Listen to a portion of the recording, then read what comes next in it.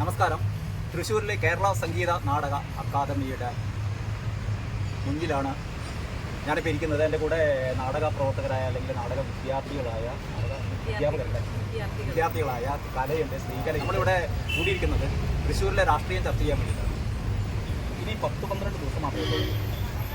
നിങ്ങൾ തൃശ്ശൂർക്കാരികളായ നിങ്ങളെ സംബന്ധിച്ചിടത്തോളം തൃശ്ശൂരിൽ എന്താ സംഭവിക്കാൻ പോകുന്നത്? കാരണം 3 സ്ഥാനാർത്ഥികൾ അല്ലേ? ഏറ്റവും പ്രധാനപ്പെട്ട 3 സ്ഥാനാർത്ഥികൾ. സുനിൽകുമാറുണ്ട്, തൃശ്ശൂരിൽ വളരെ സുപരിചിതനായ സുനിൽകുമാറും, തൃശ്ശൂർക്കാർക്ക് അതിലേറെ സുപരിചിതനായ മുരളീധരൻ, പിന്നെ തൃശ്ശൂർക്കാർക്ക് എന്നല്ല ലോകം മുഴുവനും സുപരിചിതനായ സുരേഷ്. ആർക്കായിരിക്കും സാധ്യത? എൻ്റെ നോട്ടത്തിൽ സുരേഷ് ഗോപിക്ക് ആയിരിക്കും സാധ്യത എന്ന് ഒരു ചെറിയ സംശയം ഞാൻ പറയുന്നത്. അതൊരു കാരണം എന്ന് പറഞ്ഞു കഴിഞ്ഞാൽ ഇപ്പോൾ കോൺഗ്രസ് എന്ന് പറഞ്ഞ സംഘടനയിൽ കുറേ പേര് BJP-യിലേക്ക് പോയിക്കൊണ്ടിരിക്കുകയാണ്. കോൺഗ്രസിന് വിശ്വാസം നഷ്ടപ്പെട്ടു. അതൊരു ഘടകം. പിന്നെ കോൺഗ്രസ്സിൽ ആരും കിട്ടണില്ല. എല്ലാവർക്കും കോൺഗ്രസ് സംഘടനയോടുള്ള ഒരു തൃപ്തിയില്ലായ്മ അത് വോട്ടർമാർക്ക് അതുണ്ട്. വോട്ടർമാർ പക്ഷെ അത് സുരേഷ് ഗോപിക്കാണ് ഗുണം ചെയ്യുക, അത് VS സുനിൽകുമാറിന് ഗുണം ചെയ്യില്ല. സുനിൽകുമാറിന് ഗുണം ചെയ്യുമെന്ന് എനിക്ക് സംശയമില്ല. അത് തൃശ്ശൂർക്കാർക്ക് കുറച്ച് സുരേഷ് ഗോപിയോട് കുറച്ച് BJP എനിക്ക് തോന്നുന്നത് സുരേഷ് ഗോപിയെ നമ്മൾ കാണുന്ന ഒരു BJP-ക്കാരൻ എന്നുള്ള പിന്നെ എന്താ ചെയ്യാന്ന് പറയാൻ കാരണം ഇവിടെ നമ്മളുടെ സൊസൈറ്റികളുടെ പ്രശ്നങ്ങളും മറ്റുള്ള കാര്യങ്ങളും അത് LDF-ന്റെ എന്താ പറയുന്നത് LDF-ന് കുറച്ച് വോട്ട് നഷ്ടപ്പെടാൻ സാധിക്കും. അവരുടെ ഭരണം ശരിയല്ല. അങ്ങനെ ഒരു ഭരണവിരുദ്ധ വിചാരം. അതായത് ഇടതുപക്ഷത്തിന്റെ ഭരണം പല രീതിയിലും ജനങ്ങൾക്ക് സ്വീകാര്യതയില്ല. പക്ഷേ ഒരു പാർലമെന്റ് തെരഞ്ഞെടുപ്പിൽ വോട്ടർമാരെ സംബന്ധിച്ചിടത്തോളം സംസ്ഥാന ഭരണമാണോ അവർ മുന്നിൽ കാണുന്നതല്ല കേന്ദ്രത്തിലെ ഒരു ഭരണമാണ് കാണുന്നത്. അത് തീർച്ചയായും കേന്ദ്രത്തിലെ ഒരു ഭരണത്തിൻ്റെ എന്താ പറയുക, അതിൻ്റെ ഗുണദോഷ കാര്യങ്ങളല്ല അവർ ചർച്ച ചെയ്യുക. കേന്ദ്രത്തിലെ ഭരണത്തിന്റെ ഗുണദോഷങ്ങൾ തന്നെയാണ്. പക്ഷേ ഇപ്പോൾ നമ്മളുടെ ജീവിത സാഹചര്യം കൊണ്ട് പെട്രോളിന് വില കൂടി, പിന്നെ ബാക്കി എല്ലാ സകല കേന്ദ്രത്തിന്റെ എന്താ പറയുക തകരാറ് കൊണ്ടാണ് എന്നാണ് പറയുന്നത്. അതെ, അത് മിക്കവാറും അത് തന്നെയാണ്. സംസ്ഥാനത്തിന്റെ തകരാറുണ്ട്. സംസ്ഥാനം എന്താ പറയുക, കേന്ദ്രത്തിന്റെ തകരാറ് കൊണ്ടാണ് എന്ന് പറയുന്നു. ഈ ഇന്ധനങ്ങളുടെ വില കൂടിയത് സംസ്ഥാനം ഒരിക്കലും സംസ്ഥാനത്തിൻ്റെ ടാക്സ് കുറയ്ക്കാൻ സന്നദ്ധമായിട്ടില്ല.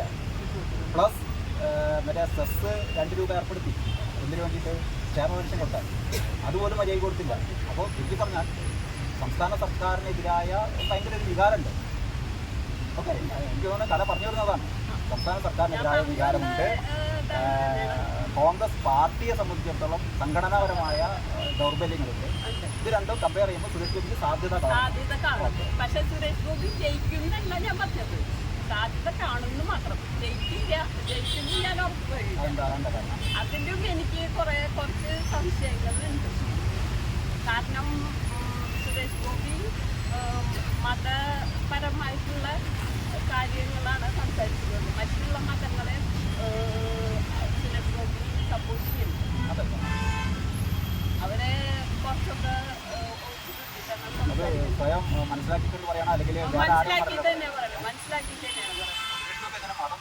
എൻ്റെ ഒരു ഓർമ്മയില്ല. അങ്ങനെ 2-3 ഉദാഹരണം പെട്ടെന്ന് പറയാൻ പറ്റും. പെട്ടെന്ന് പറയാന്ന് വെച്ചാൽ എൻ്റെ ഓർമ്മയിൽ മറ്റേതായിരിക്കുന്നത് വായ തുറക്കുമ്പോഴാണ്. അല്ല, വായ അടച്ച ഒരു സുരേഷ് ഗോപിയെ നമുക്ക് സങ്കല്പിക്കാൻ പറ്റില്ല. സുരേഷ് ഗോപി എന്ന് പറയുന്ന ഒരു സ്റ്റാർഡം ഉണ്ടാകുന്നത് തന്നെ സുരേഷ് ഗോപിയുടെ തീപ്പൊരി ഡയലോഗിൽ നിന്നാണ് അല്ലേ? അല്ല, ഭാവാഭിനയ അല്ല സുരേഷ് ഗോപിയുടെ. സിനിമ രാഷ്ട്രീയത്തിൽ വെച്ച് നോക്കുമ്പോൾ സുരേഷ് ഗോപി ശക്തനായിരിക്കാം.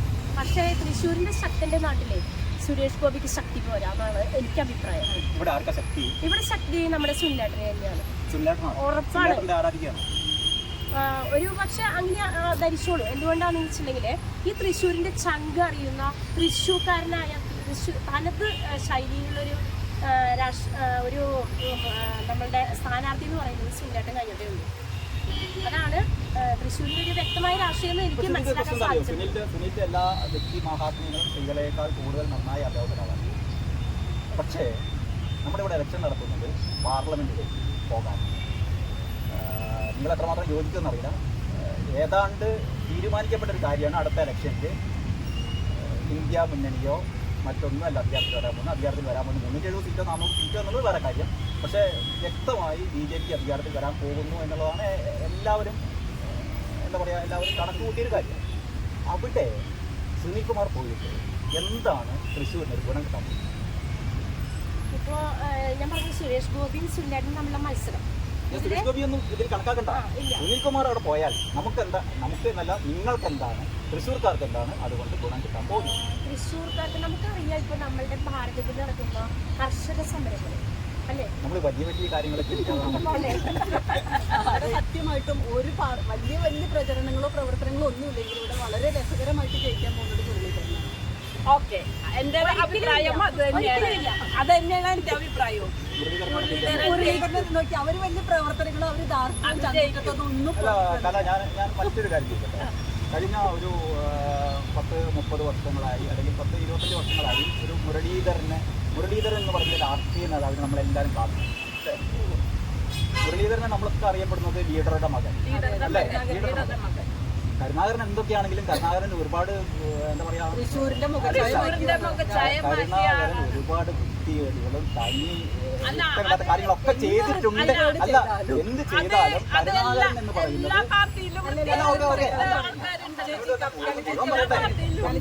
ചെയ്താലും കരുണാകരൻ നമ്മൾ കാണുന്നത് ഒരു സ്റ്റേറ്റ്സ്മാൻ എന്നുള്ളൊരു ഒരു ലീഡർ അങ്ങനെപ്പോലുള്ള ഒരു പ്രതിച്ഛയാണ് ആർക്കുള്ളത് കരുണാകരൻ.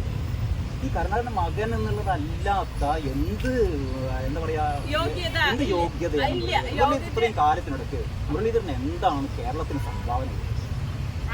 അതില്ല, അത് ഒക്കെ പറഞ്ഞിട്ട് ശരിയാണ്, സംഭാവനയൊന്നും മുഴുവൻ. പക്ഷെ മുരളീധരന്റെ കരുണാകരന്റെ മകൻ എന്നുള്ള ലേബല് മാത്രം മതി.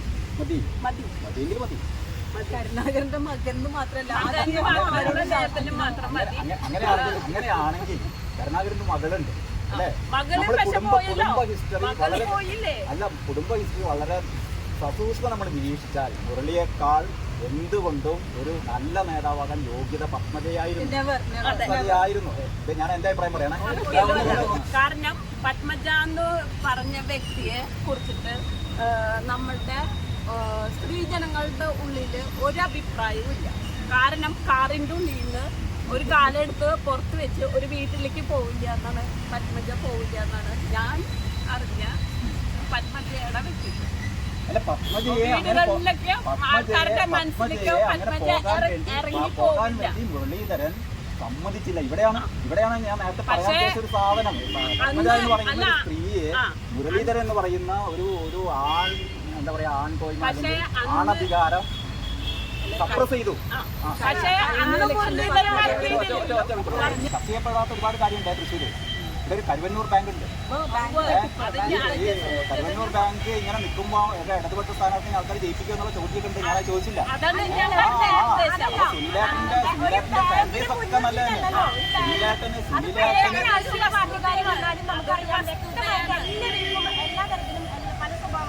അവര് കാണിക്കാറുണ്ട്. അതുപോലെ